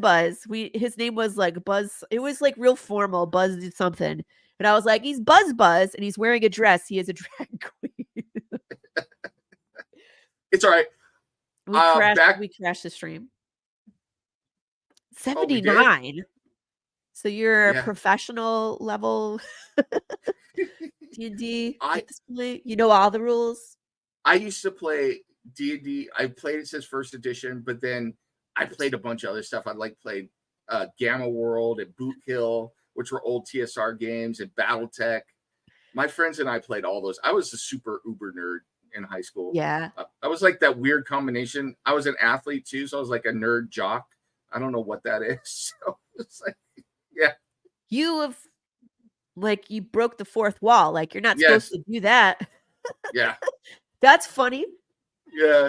So, but we used to play all those games, and I just had a ton of fun, and we would play those. And then eventually I got into Vampire, and I would DM. It's funny, though, you mentioned Drag Queen, because one of my other characters that I played before that character, I ended up taking over DM duties for everybody. I played a Eladrin, which is a type of elf from the Feywild, but I played him so that he was schizophrenic. He would change every day into the 4 different seasons, and he had different personalities, but he was a gay drag queen elf, basically, So like summer was very flamboyant and winter was like grumpy. It was a blast to play. It was so fun. That's funny. Hugo says, Nem, please tell me they got into hell in a handbasket. More or less. I think one of the characters would say they're in hell in a handbasket right now. He mouths off. It's funny. He's in hell, and one of the characters really just doesn't care. He's so over it now. He's like, if I'm going to die, I'm going to die. I'm telling everybody exactly what I think of them. So, Not Buzz. Yes, Buzz. She called him a drag queen because of his wizard's robes. To Luz, it was a dress, and she wanted to know where you got it from because it was sparkly and beautiful, and she wanted one for herself. So all I'll say to you, Jeff, is you better work. So, slay. For all of you who don't know the old RuPaul song, you work. Yeah, I'm with you. God, now I'm gonna be having to go watch RuPaul's Drag Race on. No! You are so black, white in the U.S. and Denmark. Everyone is everything at some part in their life. Yes to all. Was. I mean, still are. Good times, people. Good times. Yeah. I'm not going to say that I had the powers of a Ferris Bueller, but I kind of crossed groups like Ferris Bueller in high school, which I Yeah. thought was cool. It's like, yeah, I'm going to be friends with everybody, you know? So, That's the goal, man. That's where I yeah. was too. Like, just want to be friends with everybody. There's benefits to knowing and being in every group, and then you get Yeah. to play sports and nobody cares, and you get to play Magic and nobody cares, and you get to play music and nobody cares. I was I was also a band geek for a while. Me So, too. Yeah. until I had to specialize in my sport, but so I kind of dropped band. But my parents were both music teachers, so I grew up with music. Really? So, yeah. So my dad was a music teacher until he. This is so funny. He quit being a music teacher, still played in a brass quartet and everything, but took up fireman because it was less stressful than being a teacher in California. So, That's funny. yeah. So, That's funny. That is funny. yeah. So he was in a brass quartet. So did you end up playing brass as well? Did you play Yeah. Lindon? Yeah. What'd you My play? dad was a tuba player. My mom was played French horn, and then I started out on trumpet, and then Yeah. moved to French horn. But I also learned violin and piano. So Wow. yeah, That's usually piano first and then other things. I At least learned that was my piano. experience. I taught myself keyboard because at one point I had the dream to start a band in high school. So, I wanted to play keyboards in a band back, during the synth era of 80s music. I also had dreams of being a composer at one point, besides being a writer, until my mom impressed upon me that unless you are, John Williams, you don't make a lot of money doing composing. So, for classical This is music. true. Yeah. I mean, like we can only name like 3 like John Williams, Hans Zimmer, Danny Elfman. Yep. That's all I got. And Danny Can you name Elfman any more? made enough money as a rock star to not have to worry about whether he's going to make money as a composer. So Seriously. I Yeah. wanted to go. Hans Zimmer was doing that. He was touring. And that looked super cool, but the tickets were so expensive. Did you see that where he had a concert and it's like there was a live orchestra, it was a full orchestra, and they had like vocalists and stuff come, and they would play like all the music from his movies, and they would have big screens behind the orchestra so you could watch like Pirates of the Caribbean, the big battle around the Maelstrom, and they were playing the music live. And I was like, why are these tickets so freaking expensive? It was like $289 a ticket. Yeah. And I for think in the back. James Horner is another one, but yeah, it's like know there are very few of them. But was it like 6 months ago? John Williams actually conducted at the Hollywood Bowl, and it was Did he like really? a concert of all of his stuff. I wanted so to go cool. so bad. I think the cheapest ticket was like $500. See what I So, mean? And that's because they're there. Like I had no idea that Hans Zimmer was actually at these concerts. mhm. Because then I'm like, oh, that's why they're so expensive. It's because Hans is actually there and he plays. Yeah. Oh, does he? Wow. Yeah, he busts out the guitar and I think he plays the piano at some point That's too. awesome. But he does play, and so that's what you're paying for is for Hans, not the orchestra. Yeah. See, I would love, I don't think they would ever perform John Carpenter's music. There's another guy who writes his own music for There you stuff. go. But man, wouldn't it be great to be able to sit there and have John Carpenter play some of the pieces while you're sitting there watching like The Thing with him or something, Yeah. Yeah. So I mean, live music is just so much fun. It's just the energy behind it because you're actually getting hit with the sound waves from the instruments. It's different than hearing it through electronics. It's amazing. And there's almost like I don't want to say this. That's like not I don't want to say like a mob mentality, but it's like you and the audience become like your own entity because you're all reacting with the same emotion to this music. And so Yeah. it's quite powerful. I'll tell you, I would pay good money to go see, not even if John Carpenter wasn't there, but someone needs to do a special screening of the 3 Apocalypse movies from John Carpenter back to back to back. So, The Thing, Prince of Darkness, and In the Mouth of Madness. So yeah, I would go see that. yeah. Do you know that they're not officially tied together, but he decided he wanted to do 3 movies about how the world ends. And so they're called his apocalypse movies. So interesting. Yeah. So Prince of Darkness is one I hadn't seen till fairly recently, but that one's great too. I love it. Oh, it is so good. It is. When I watched it, I was like, this is the kind of story I would write, because it's about the devil and an old church and science, and it's so amazing. But so is The Thing, and In the Mouth of Madness is a fantastic too. So interesting. Yes. Add those to the list. Add those to the list. Also, those to the list. Yes, well, musical now that we're hive talking, mind. This awesome. is what I wanted to say. Go ahead. Now What we're were you talking gonna say about now? horror movies. Have you ever seen Event Horizon? That is on my list as one of the. Oh no! No. Listen, one Okay. of the most watched movies. That's one of the most watched movies that will still mess you up. Yep. Like my sister saw it. Okay. So my sister, who is afraid of the dark and has always been afraid of, like, had to have a nightlight on as a child, has seen the worst horror films before I did. And so she's scarred for life. And then I'm like, give me more, right? So she saw Pet Sematary before I did. And I was like, I need to see this, right? And then she was like, whatever you do not see Event Horizon. So I was like, bring it on. And I watched it. And I was like, what the am I watching? It's great. It's great. It's great. If you guys haven't seen Event Horizon, go see it. It's about a crew that was researching this black hole, and the ship disappears and then comes back after this amount of time.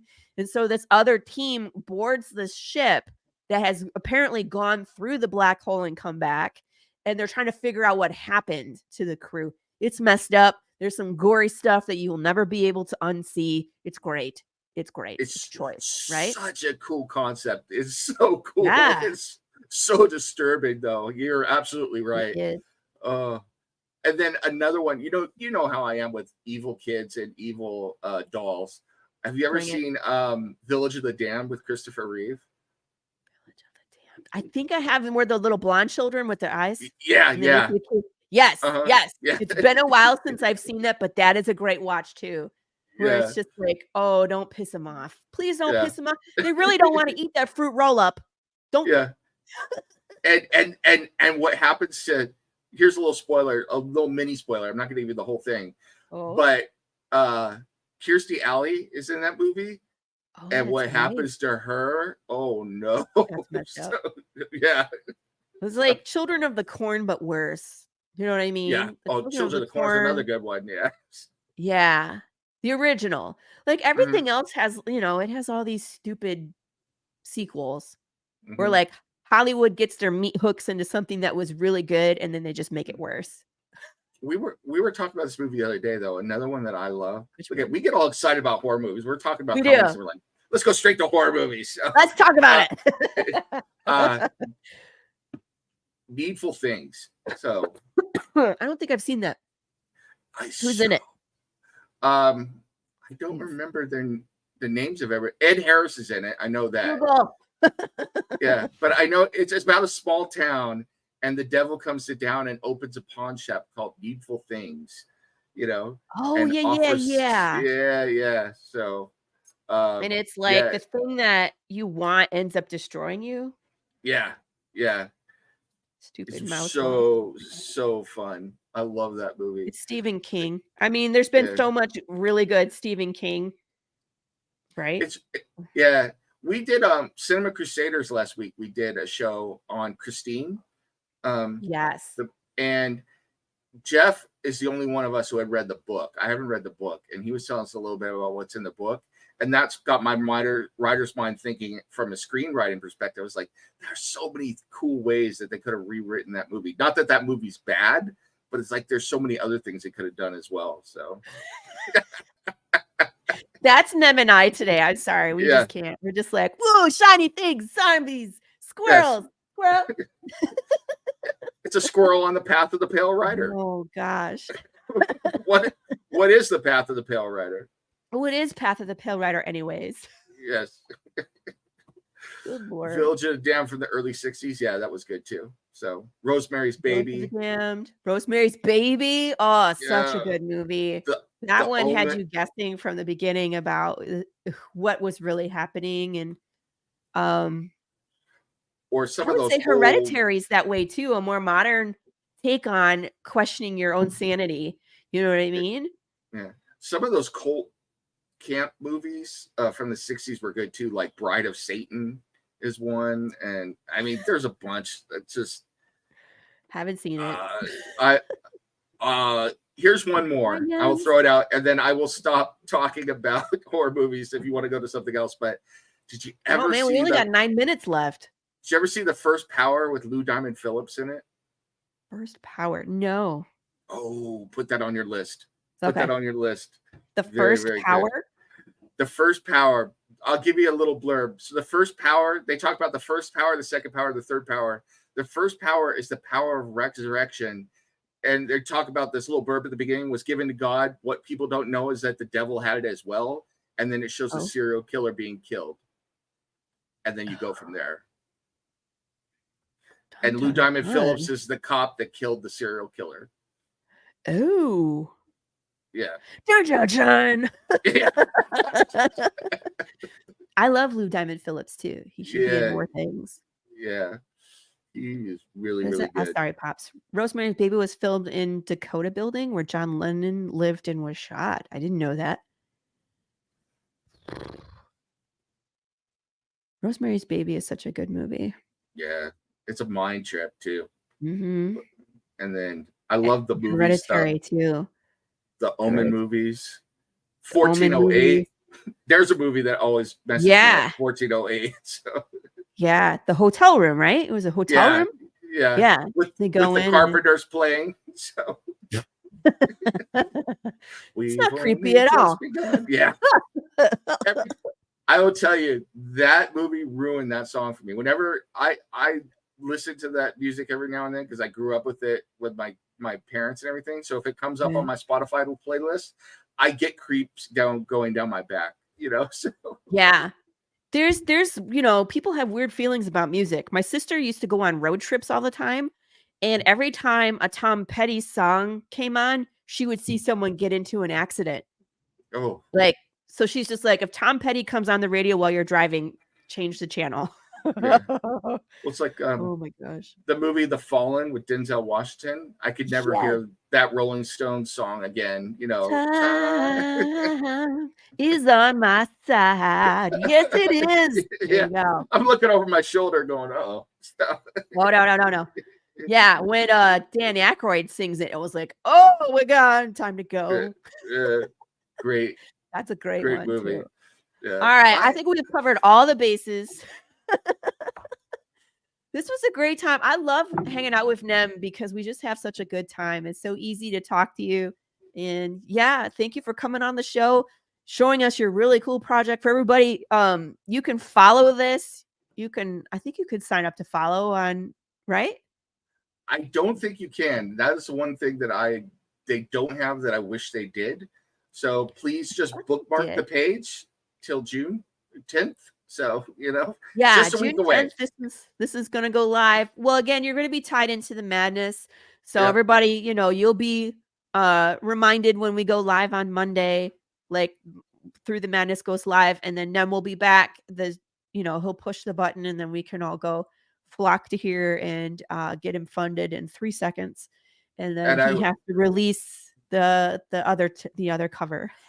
I will also say that if for some reason you can't back us in this campaign, and I want you to, so please do. But if you don't, we will be bringing our book digitally to Any One World later this year. So, woohoo! Gotta love Any One World. I'm there. But you're gonna back it on the campaign, so doesn't matter. Doesn't matter. Get the physical. I like getting both. Honestly, I like getting the digital because that's where I like binge read. Mm-hmm. And I get through the story. I want to know all the twists. I want to know all the turns. I want to know. And then when I get the physical is when I take my time and I look for all the Easter eggs, and I look for all the things in the background. You know what I mean? Mm-hmm. So I think they both have their merits.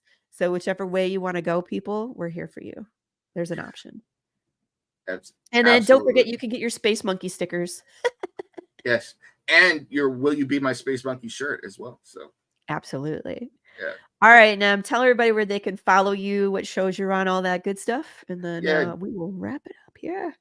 You can find me on Instagram, Twitter, or X, Facebook, and now on TikTok, even though they banned my video because I used the word seduction. You have to the thing about TikTok is you have to misspell everything. Yeah. So, but you can find me there all at the same handle at Nemesis FC2. So, you can also find me on YouTube, and it's some weird thing. I will get that to Laurie at some point, or I'll put it up on my X account. And then evidently the Teen Titans are coming for me. So oh my gosh. What That's happened? my ring. That's my ringtone. Oh no, what did I do? Jeff is calling me. And so the Teen Titans is playing. So you can find me there or go to dwhoward.com. So you can find updates on all my writing projects, special offers. I'm going to be releasing sample chapters of the next book and other stuff. So you can find that all on dwhoward.com and sign up for my newsletter. So yes. Then we can sign up for the newsletter and find out all the good stuff when it drops. You want to be numero uno, bragging rights. Yes. Yep. So I am working on a sample chapter for the next Michael Domenicali novel in the Long Game series that I'm going to be releasing on there. Do some special offers. I'm even going to I want to do something with the campaign that if you sign up and you back a physical copy, anybody who does that and signs up on dwhoward.com, I'll have a raffle and I will write you in as a character that gets killed in the next novel. So yes, that's what I want. I don't know. It's just some weird fascination. Like we want to draw you in and then we want to squish you. I think it's great. Yep. And that, my friends, is the show. Thank you so much for watching. Remember to like, follow, share, all of that good stuff. I got to say it because I need you to do it so we can continue. And make sure you go to the GoFundMe so we can set up the Roku. It just helps us with the business expenses for setting up the Madness Entertainment Group. All of that good stuff.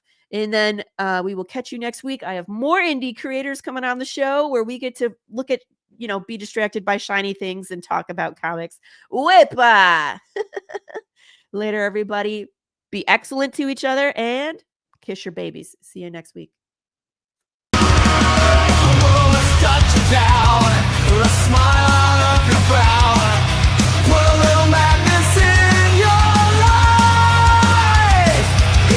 But you are ashamed, and comics are your estate. Put a little madness in your life. Come give your mind a cleanse. Tune in with pops and friends. Just turn on your Roku box and then put a little madness in your life.